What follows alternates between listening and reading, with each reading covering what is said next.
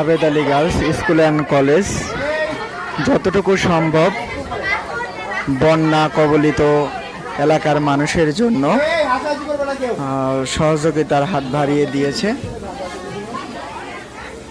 সকাল থেকেই শিক্ষার্থীরা নানান কার্যক্রম করছে। এক একটি প্যাকেটে 7 থেকে 8টি আইটেম দেওয়া হচ্ছে।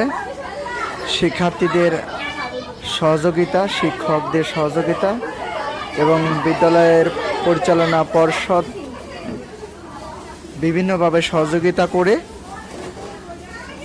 তহবিল সংগ্রহের মাধ্যমে আজ রাতে ত্রাণ নিয়ে বন্যা দুর্গত এলাকার মানুষের জন্য যাবে। সবার কাছে দোয়া চাই যেন সুস্থভাবে সবাই কাজ করে আসতে পারে।